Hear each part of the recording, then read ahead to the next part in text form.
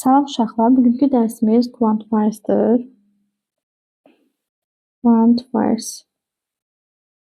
Deməli, biz bu dərsdə nə öyrənəcəyik? Quantifiers nədir? İlk öncə onu vurğulamaq istəyirəm ki, quantifiers ismin qarşısında qiymət bildirən sözlər istifadə olunur. Yəni, isimlərin miqdarını, həcmini bildirmək üçün bir çox qiymət bildirən sözlərdən istifadə olunur. Həmin qiymət bildirən sözlər quantifierslər adlanır.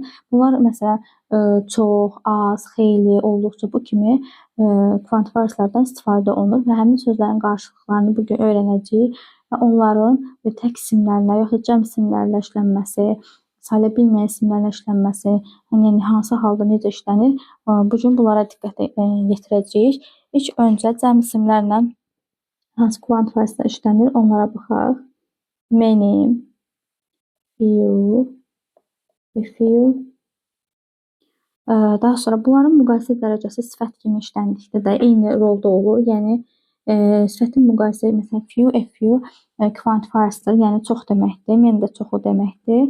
Amma müqayisə dərəcəsində də özündən sonra isim qəbul edəndə də, yəni cəm ismi qəbul edir. Ona görə də onu da yaza bilərik. Fewer, müqayisə dərəcəsində fewer, üstünlük dərəcəsində də the fewest işlənə bilər. Daha sonra many çoxlu, few, a few, bu da bir neçə deməkdir. Daha sonra several, a number of,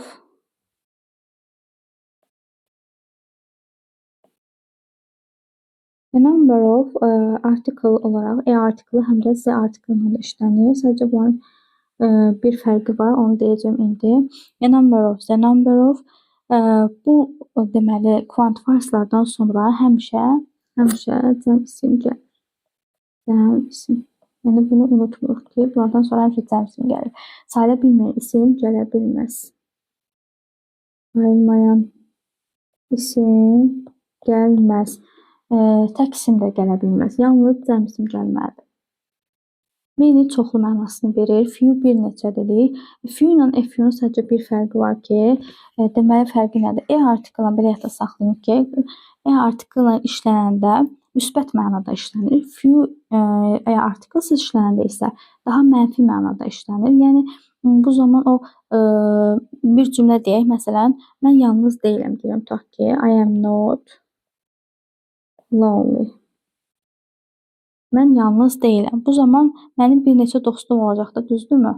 Yalnız deyiləmsə, mənim dostum olacaq. O zaman mən deyərəm ki, I have a few friends. A few friends. Yerləşmədir. I have a few friends. Yəni, mənim bir neçə dostum var. Mən yalnız deyiləm.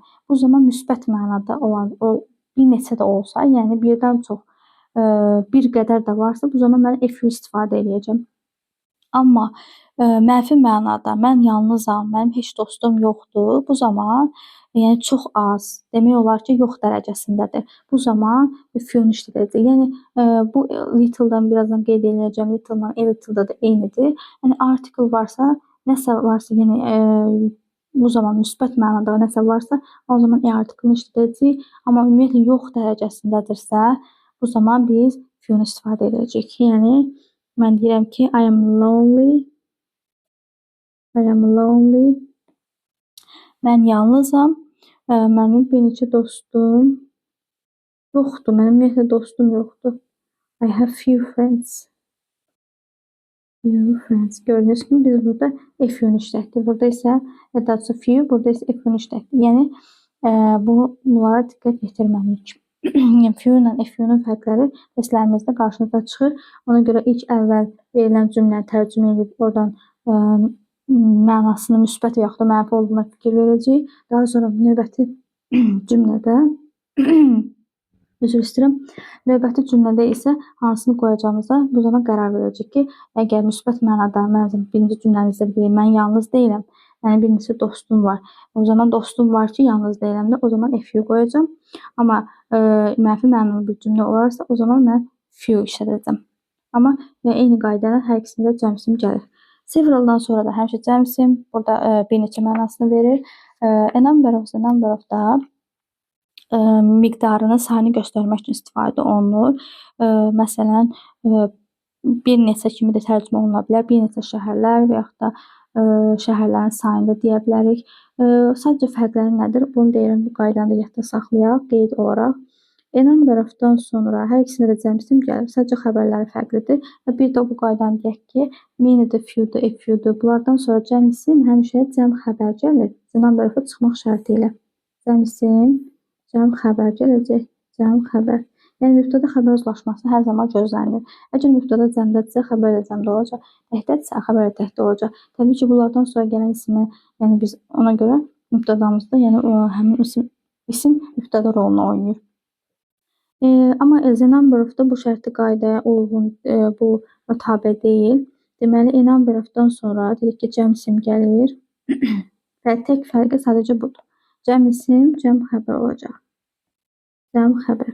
Amma the number of olanda isə yadınızda saxlayırıq ki, mütləq olaraq the number of-dan sonra cəm isim, amma tək xəbər olur. Burada uzlaşma pozulur deyə bilərsiniz. Sadəcə bunun, yəni burada sayını göstərir deyə number sözünü uzlaşır. Ona görə xəbər təkdə olur. Yəni bunu mütləq şəkildə qeyd edin özünüzdə ki, çaşdırıcıdır çünki. İndi isə sayılmayan isimlərlə hansı kvant varslar işlənir onu keçək. İkinci qaydamız. Demək, ikinci qaydamız much. Kvant varslarımız much. A little. A little. Bunların müqayisə dərəcəsi bayaq dediyimiz kimi sifət rolunda, daha doğrusu, düzdür, burada bir sifət deyil, sadəcə sifət olanda da eyni olduğu üçün mötərizə yaza bilərik ki, məsələn, less, daha az, the least və yaxud da eyni bu, the least. Bunlar da sifət kimi bu formada qeyd edirəm. Yəni, özündən sonra ismi qəbul edir, bu halda ismi qəbul edəcək və a great deal of, a good deal of.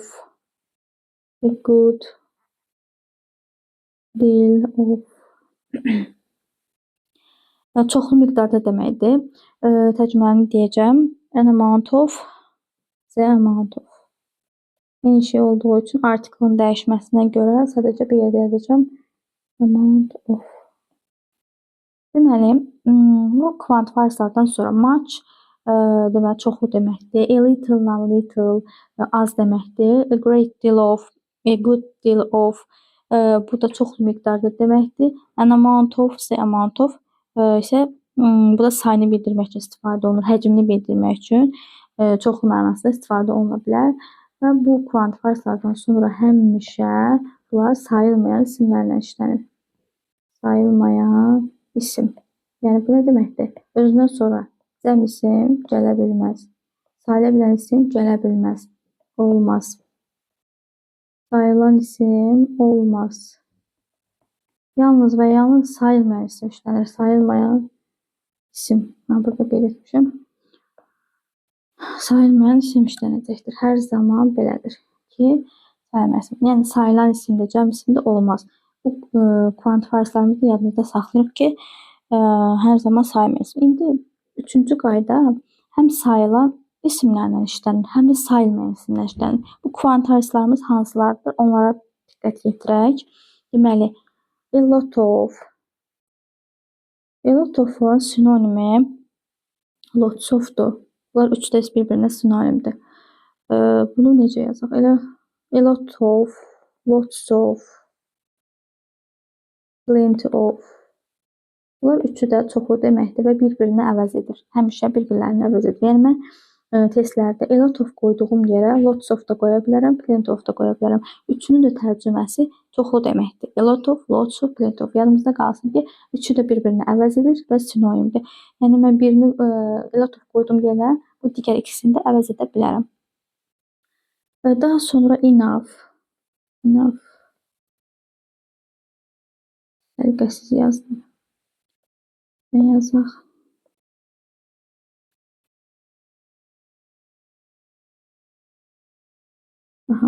Enough kifayət qədər deməkdir. Most of, most of. Bura more da yaza bilərik. More. Bunlardan sonra deməli bu a lot of, lots of, plenty of, enough, more, most of. E, Bu quantifiers-lardan sonra isim necə qəbul edəcək? Deməli, quantifiers-lardan sonra gələn isimimiz bizə sayılan ismi cəmdə qəbul edir. Yəni tək isim ola bilməz. Sayılan cəm isim olmalıdır. Cəm. Sayılmayan, plus da sayılmayan isim də gələ bilər. Və ya sayılmayan isim. Yəni ki, fərq gördük. Sayılmayan isim. Fərq budur ki, yəni mən deməli a lot of, lots of, plenty üçü dil tərcüməsi çoxu deməkdir. Enough kifayət qədər, most of əksər mənasında işlənir. Biz demişdik, bu artikel mövzusunda demişdik, the artikelini işlənən zaman the most, bu zaman indi bu qaydan deyəcəm. Demişdik ki, sifətin üstünlük dərəcəsi olur. Amma burada sifətin üstünlük bu sifət deyil, quantifiers-da. Most of'dur, əksəriyyət mənasında işlənir demişdik. Bu zaman bu quantifiers olur və o isimlə işlənir. Most olanda da isimlə işlənir. Sadəcə fərqi odur ki, the most sifət isimlə işlənir. Sifətdən sonra isim gəlir, sifət sonra isim gəlir. The most demişdik, sifət sonra isim işlənə bilər. Amma burada birbaşa isim gəlməlidir və həmin isimdə sayılansa, more-da daha çoxdur. Və bu quantifiers'ların sayılan isim həm zaman cəmdə qəbul edəcək. Sayılan isim cəmdə və yaxud da sayılmayan isim gələ bilər. Və bunlar bir-birlərini, a lot of, lots of, plenty of bir-birlərini əvəz edə bilər. Çünki sinonimdirlər. Bir qayda nə zaman olacaq? Deməli, the most dedik ki, sifət isminə işlənir və bu halda the most-dan sonra əgər sifət the article daha doğrusu işlənərsə, bu zaman ondan sonra sifət gəlir axı. O zaman həmin sifətdən sonra gələn isim sayılan tək isim ola bilər. Sayılan tək isim ola bilər. Cəmdə ola bilər, tək də ola bilər. Əsas yəni burada z artikelin işlənməsi. Z olarsa sayılan tək isim olar. Z olmazsa olmaz bu. Yəni o zaman quantifiers olur. Bir də more-da belə bir qayda var ki, biz deyək ki, more-dan sonra həmişə cəm isim gəlir. Hansı halda qeyd? Qeydə baxaq. Hansı halda bəs more-dan sonra tək isim gələ bilər? More deməli, əgər qarşısında want işlənərsə, daha mənasında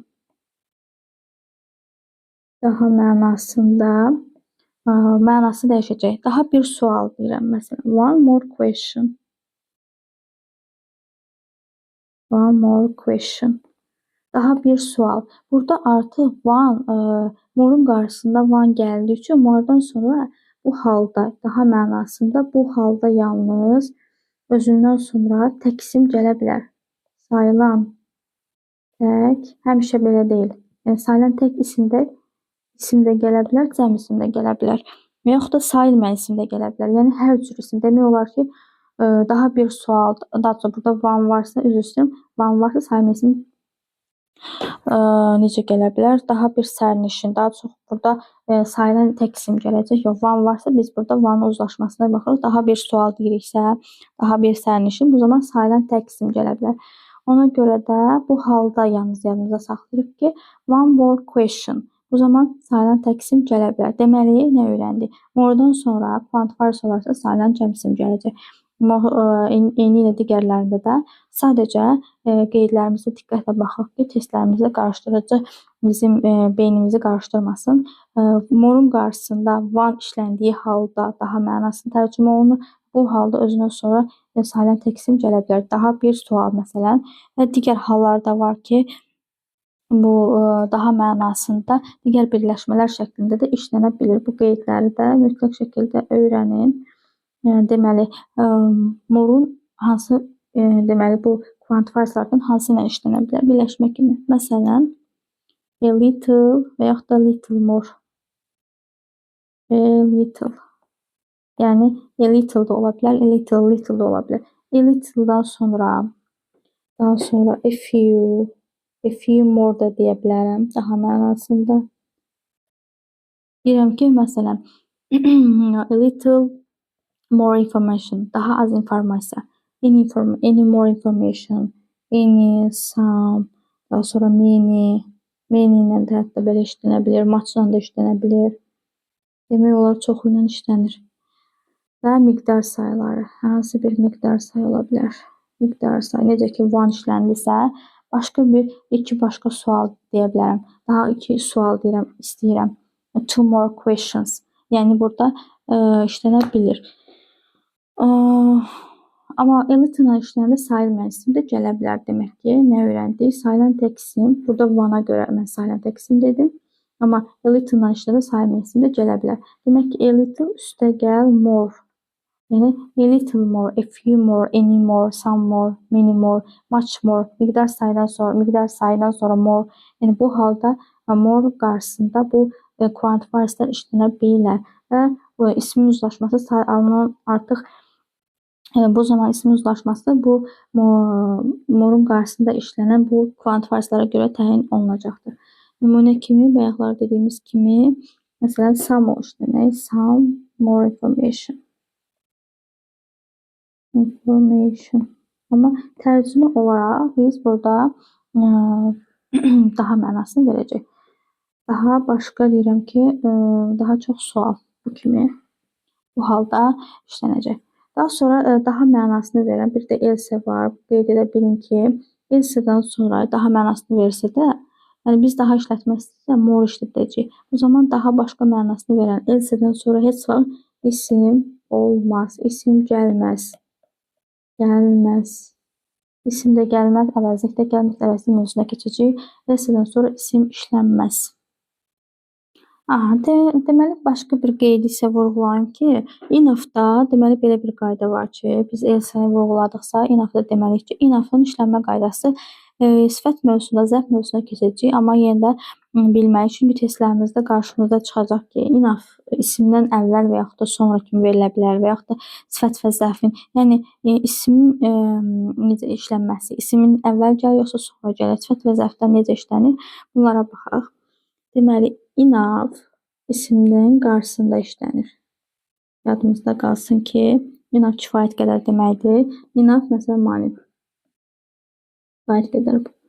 Enough üstə gəl isim işlənəcək. Yəni ismin qarşısında işlənir. Enoughdan sonra isim gələ bilər. Amma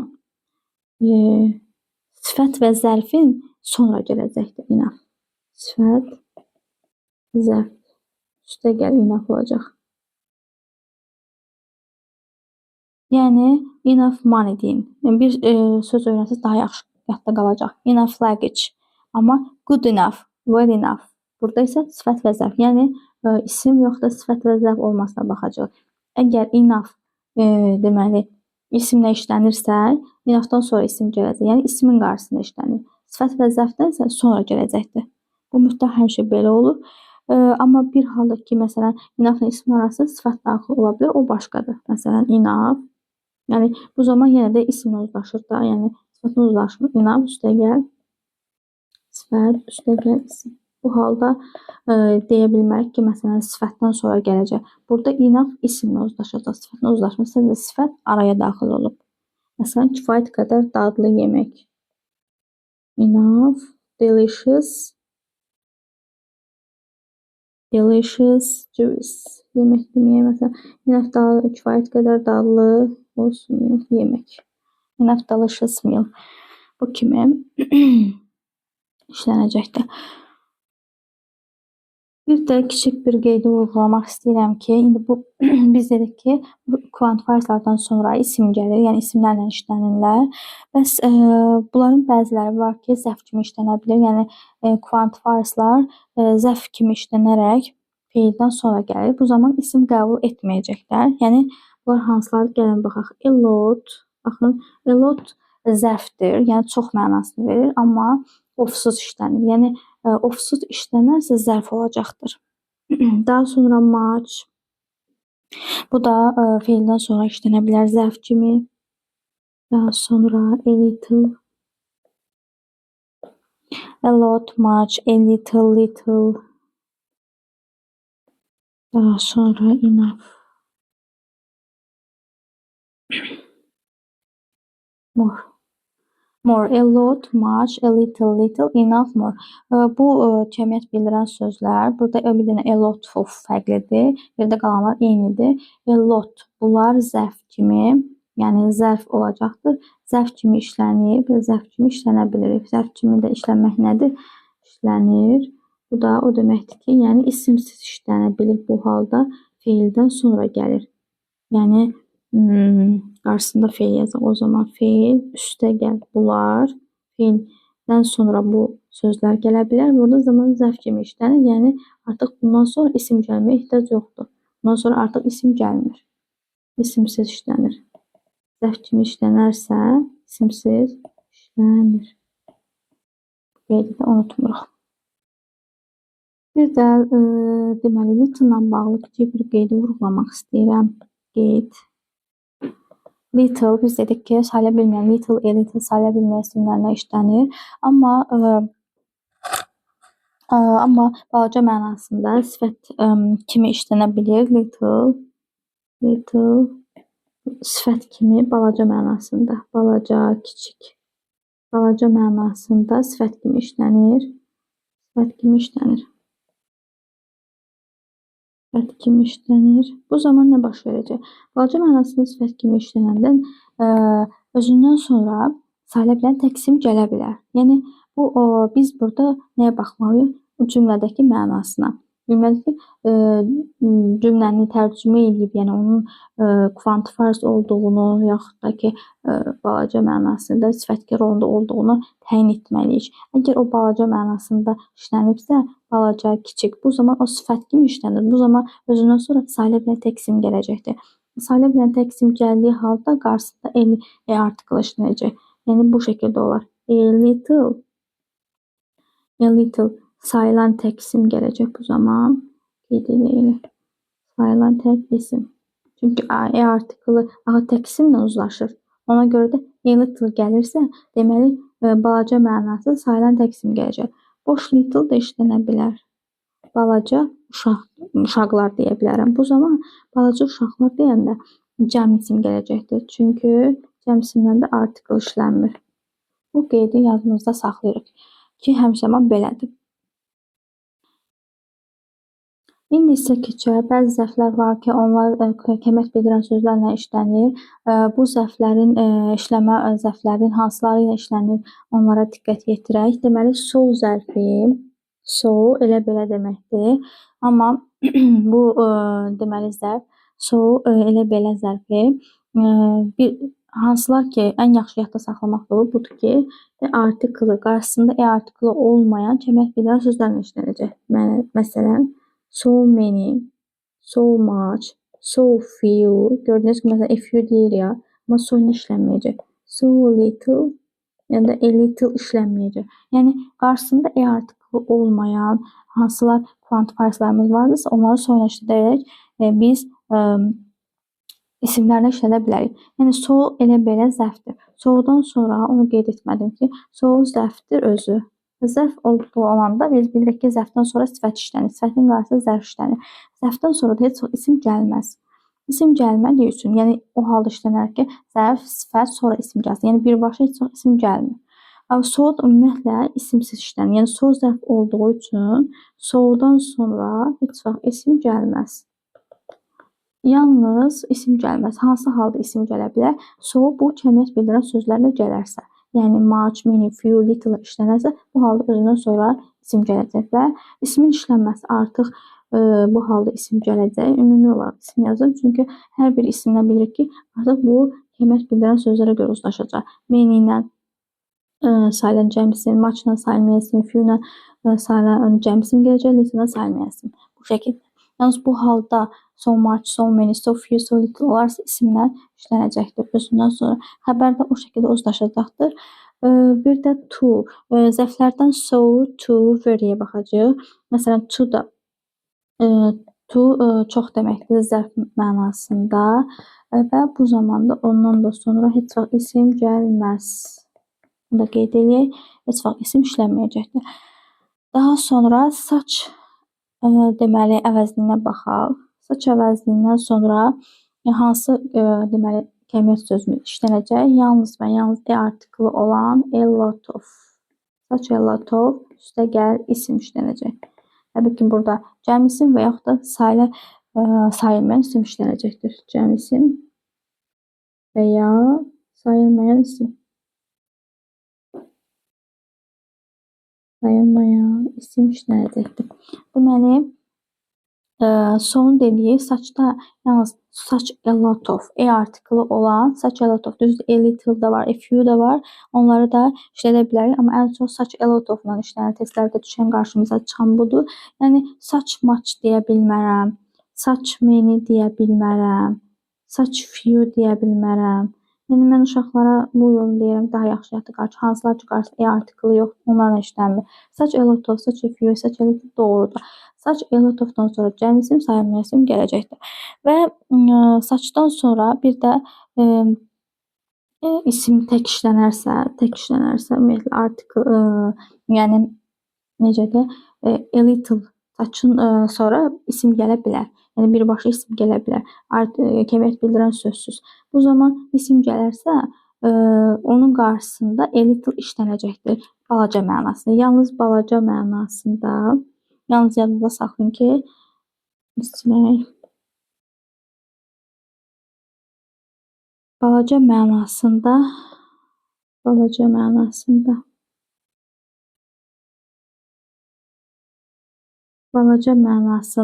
bayaq dediyimiz kimi saç, məsələn, elə balaca qız, məsələn deyirəm, such a little girl. Such a little girl. Burada isim girl təkdə olduğu üçün e artiklı işlənəcəkdir və bu a little olması, hə, a little-dan sonra sayıla bilməyən isim gəlir deyib bunu səhv götürmürük. Burada saçdan sonra zaten a little balaca mənasında işlənib. Elə balaca qız deyirik. Yəni burada qıza uzlaşır. Yəni sayıla bilən tək isimin gəlməsi e artiklı göllə uzlaşacaqdır. Yəni mənasına fikir verməliyik ki, nəyə görə qoyacaq bura. Yalnız bu mənada işlənə bilər. Və yəni saçdan sonra ümumiyyətlə isim gələ bilər və həmin soyuqdan sonra isim gəlmir, saçdan sonra isim gəlir və saçdan sonra belə deyək, en sayılan tək isim gələcəkdir.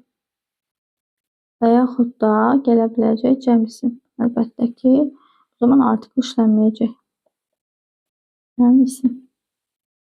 Arasında da sifət daxil ola bilər. O zaman sifət gələrsə saç, sayılan tək isimlərdə en, üstəgəl sifət, sonra isim, sayılan tək isim gələcək təbii ki. Tək isim. Bu zaman en artiklı həmin isimlə uzlaşacaqdır. Və zərflərdən danışmışkən biz digər bir qaydanı bilməliyik ki, biz burada so ilə saça diqqət elədik. İndi isə digər qaydamız, yəni onların davamı olan quiet, razə, belə deyək də, razəni sonraya saxlayaq. Quiet və deməli, quiet-dan deməli nəyə görə demək istəyirəm? Quiet tamamilə olduqca deməkdir. Bu da isimdən işlənir. Burada artiklın işlənməsi var. İnici isimlərlə işlənir. Ümumiyyətlə, sayıla bilən tək isimli, cəm isimli hər bir isimlə işlənə bilirlər. Bu zərflər, zərf ümumiyyətlə üstəgəl sifət, sonra isim işlənəcəkdir. Zərflərdən deməli, quiet-dir, kəmiyyət bildirən söz kimi işlənə bilir. Yəni tamamilə olduqca çox mənasında. Burada testlərdə qarşımıza çıxa bilər. Biz nəyə fikir verməliyik? Burada artiklın işlənməsinə baxmalıyıq.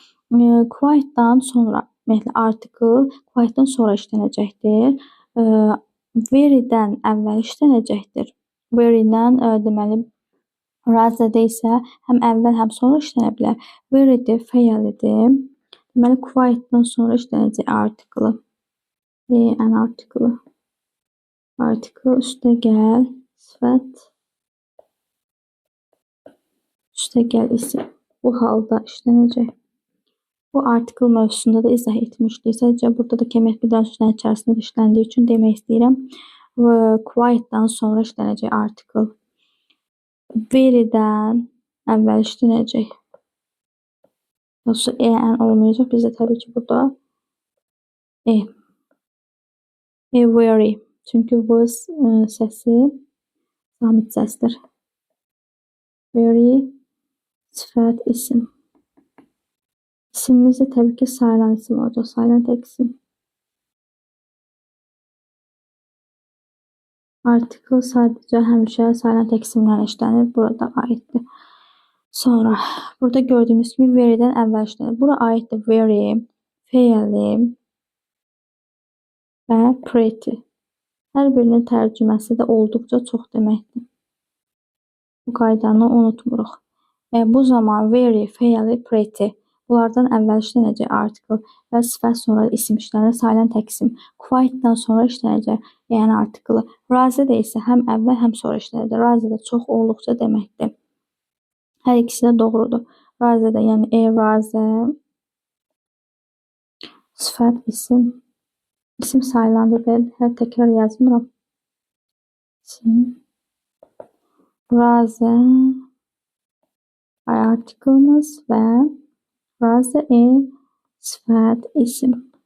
Gördüyümüz kimi burada da eyni qayda ilə yəni biz bu fərqləri bilməliyik. Çünki kəmək bildirən sözlərin içərisində olduqca çox mənasında, yəni bu sözlərdən də istifadə olunur.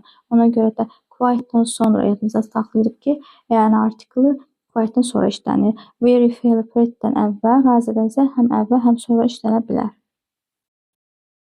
İncə bir qeyddə, son bir qeydimiz var. Onu da bildirmək istəyirəm ki, bu qeyddə deməli bilməliyik ki, kəmək bildirən sözlər biz deyək ki, iki isim yanaşı gələrsə, kəmək bildirən sözlərdə də eyni qayda ilədir. Yəni məsələn, mən deyəcəm ki, iki isim yanaşı gəlir. Məsələn, many quantifiers yazacağam bura, quantifiers.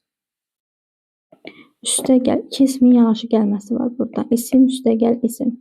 İndi bizdə quantifiers'ımız birinci isim yoxsa ikinci isimlə uzlaşır. Bu zaman buna baxanda biz həmişə iki ismin yanaşı gəlməsində demişik ki, göstəricilərimiz həmişə ikinci isimlə uzlaşır. Ona görə də eyni qayda ilə bu qayda da quantifiers'larda tabedir. Yəni bizim quantifier'ımız much, many, few, little, a lot of digər saydığımız bütün quantifiers'larımızda da iki isim yanaşı gələndə quantifiers ikinci isimlə uzlaşacaqdır. Həmişə ikinci isimlə uzlaşır. Amma bu zaman arada heç bir başqa bir şey işləməməli. Yəni of işlənməməli, sözünü işləməməli. Yəni quantifiers isim işlənəndə bu zaman quantifier'ımız ikinci isimlə uzlaşır. Məsələn, nümunə yazaq. Many history books. Burada many history books'da baxın many books. Çoxlu artıq history burada bir ki, məsələn, sayma isim kimi işlənir, tarix fəndi. O zaman deyərik ki, much işlənsə, xeyr, burada ikinci isimlə uzlaşacaq ona görə. Və oflu olarsa necə olacaq? Of, yəni ismin yiyəlik halında o zaman bizdə təyin edəcək hansı isimlə uzlaşırdı? Birinci isimlə. Ona görə də yenə də eyni qayda ilə of və yaxud da apostrof s və yaxud da yəni apostrof olarsa, yəni yiyəlik halda isə həmişə yiyəlik halda quantifiers bizdə birinci isimlə uzlaşacaq. Birinci isimlə uzlaşır. Birinci isimlə uzlaşacaqdır. Buna aid bir nümunə yazaq. A few slices of cheese. Məsələn, cheese sayılmayan isimdir. Bir neçə deyirəm ki, pendir dilimi. Amma burada ilk of varsa və yaxud da ismi yiyəlik hal apostrof s-lə düzəlirsə, yəni apostrof s boş apostrofla, bu zaman da birinci isimlə uzlaşacaqdır.